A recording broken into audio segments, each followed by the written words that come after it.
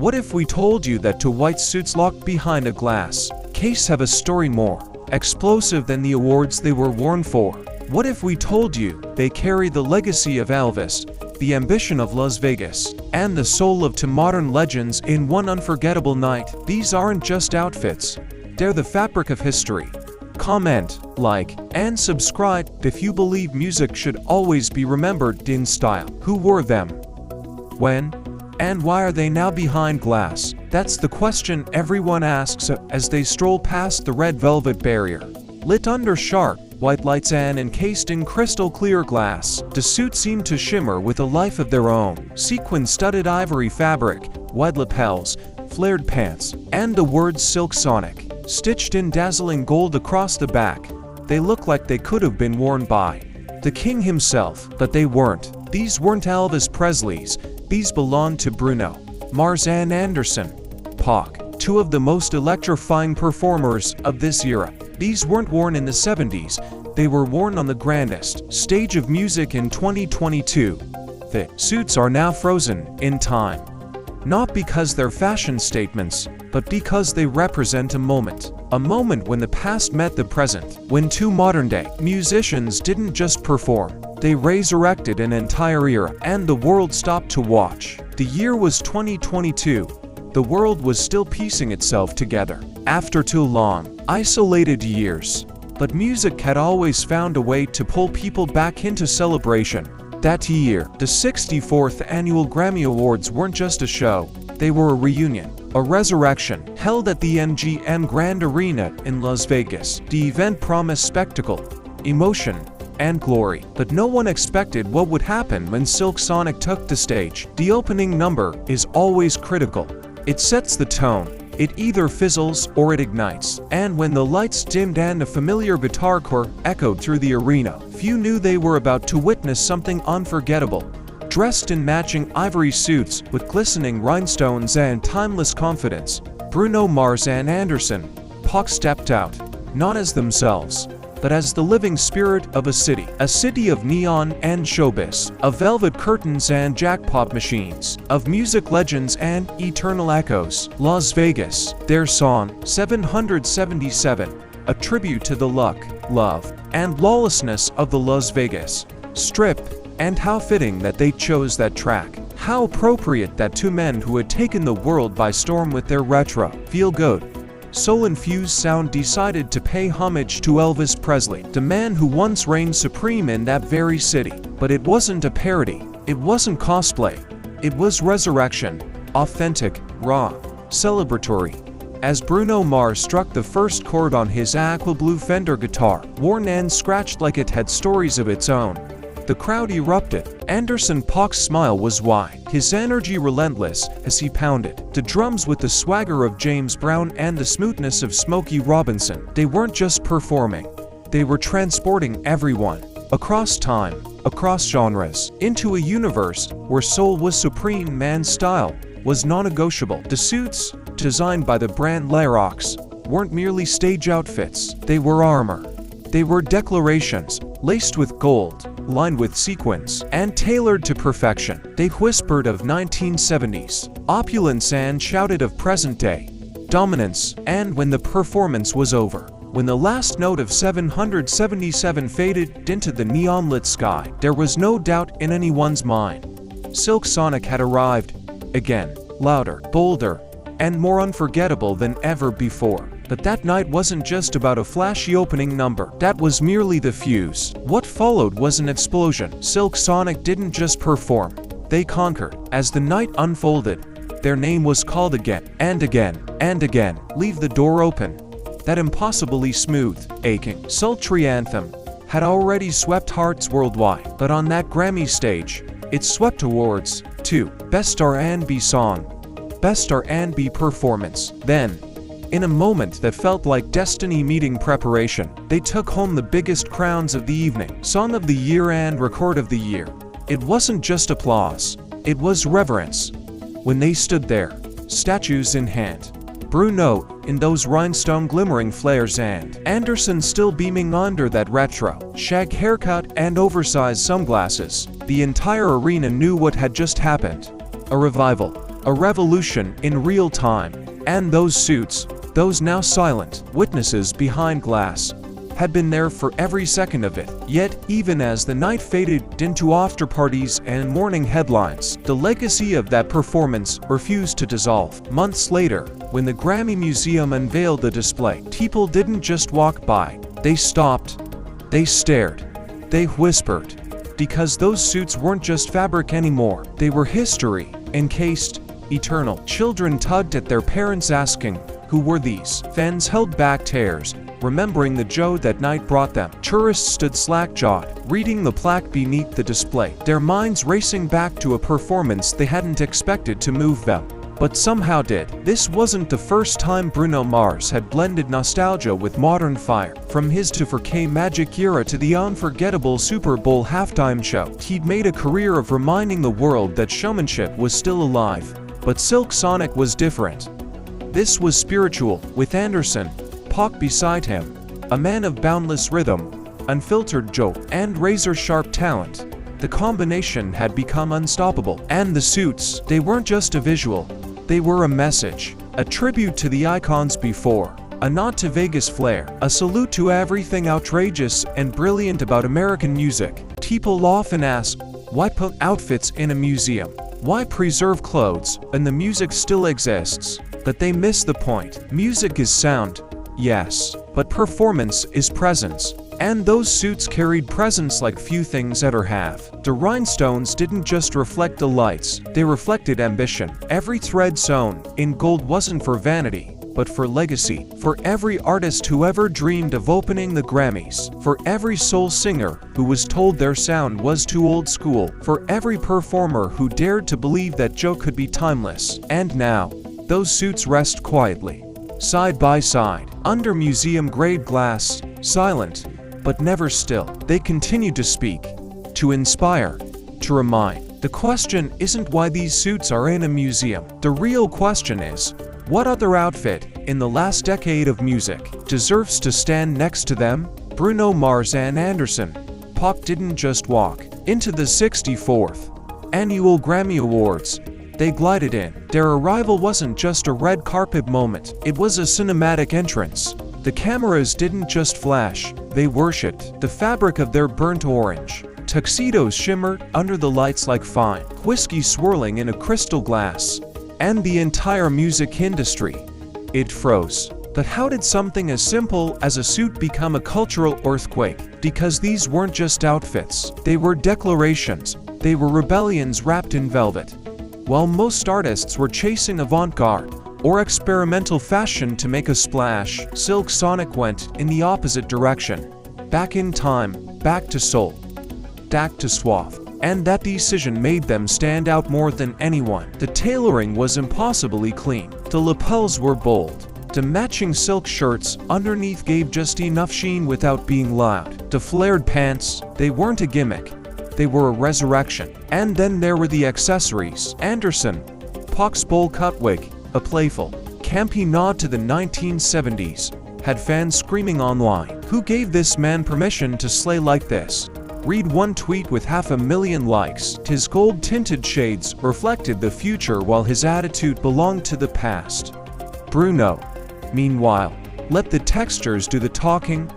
Velvet, silk, shine, and that swagger untouched, unbothered, unbreakable.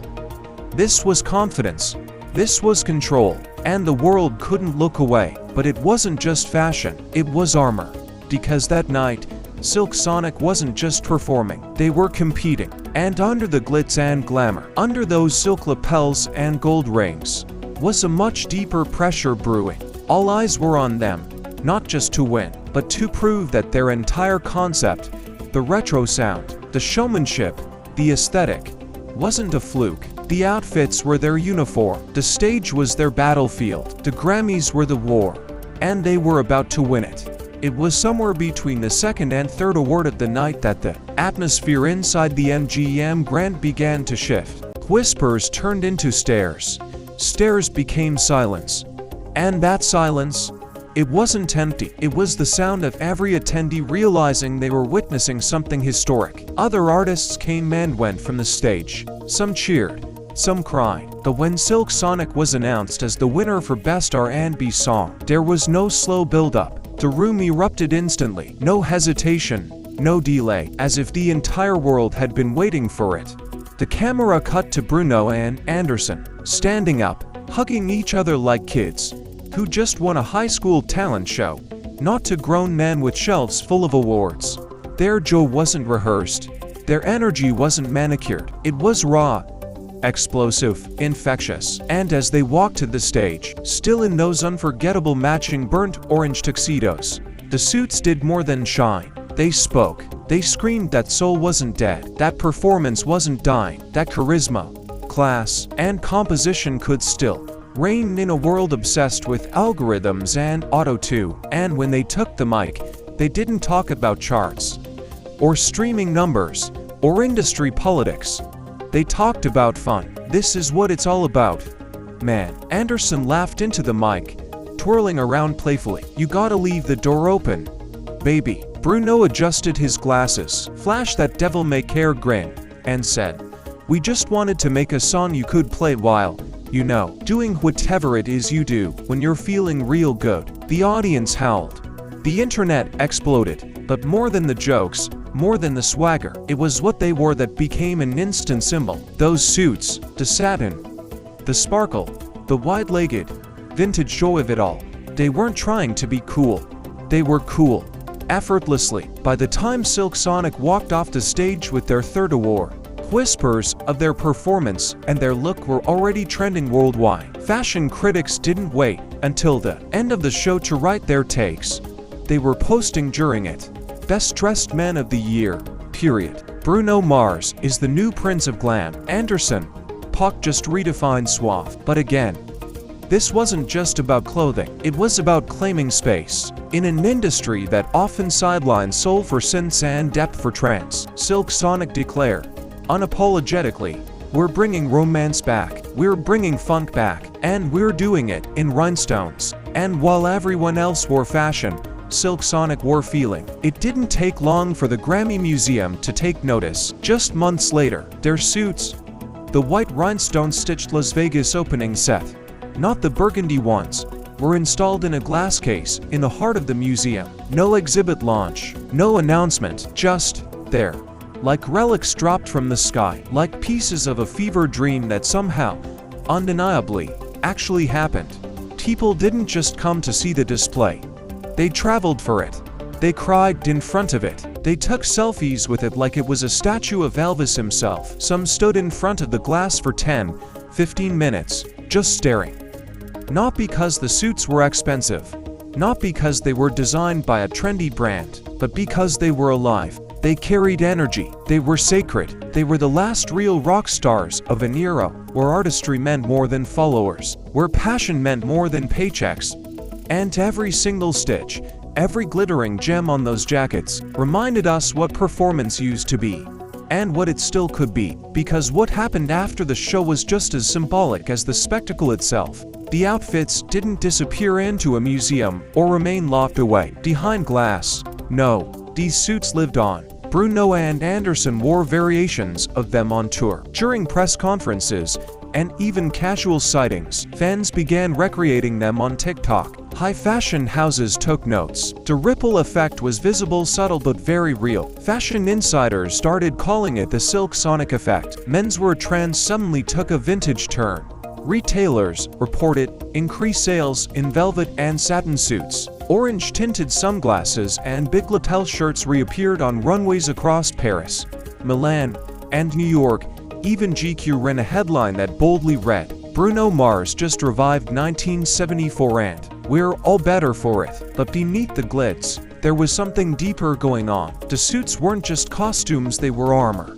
For two men who had spent years perfecting their craft, who had faced doubts, setbacks, and cultural obstacles, this was their moment to say, we're not just performers, we're icons, and we look the part. Anderson, Paak, who'd spent much of his early career in the shadows of bigger acts, now stood center stage. Bruno Mars, long accused by critics of being too polished or too derivative, proved he was anything but. Together, they didn't just perform history, they rewrote it.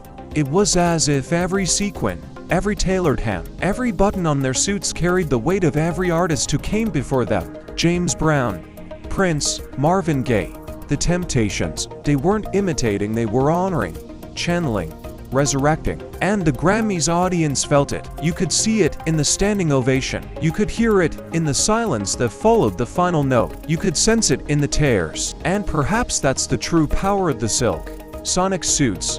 They weren't just fabric and thread. They were memory and meaning. They were a reminder that style is not superficial, it's spiritual. For many watching at home, it wasn't just a performance, it was a healing. Months after the Grammys, letters began pouring into Atlantic Records. Fans wrote about how the Silk Sonic performance brought their families together, how it reminded them of car rides with their grandparents, how it made them feel beautiful again. One fan wrote, "I watched that performance, a hospital room, hooked up to and for. But for 5 minutes, I forgot I was sick. I was dancing. I was alive." What other suits in music history can claim that kind of impact? Few, if any. It's easy to dismiss fashion as fluff, especially in the world of music, where notes and lyrics are expected to carry the weight. But Silk Sonic reminded us that presentation matters, that how you show up in the world says as much about your art as the art itself. They showed up in velvet, in gold, in coordinated splendor, and they owned it. Even now, years later, those suits still trend every time Silk Sonic is mentioned. Fans beg for merch inspired by them. Stylists still cite them in mood boards, Halloween costumes, wedding inspiration, high school proms. You name it, the effect endures. And yet, for all their cultural weight, neither Bruno nor Anderson has tried to capitalize on the suits commercially. There's no Silk Sonic suit collection available on Rodeo Drive, no over-commercialized capsule drops. Why? Because some things are too sacred to monetize. Those suits weren't made for profit. They were made for impact.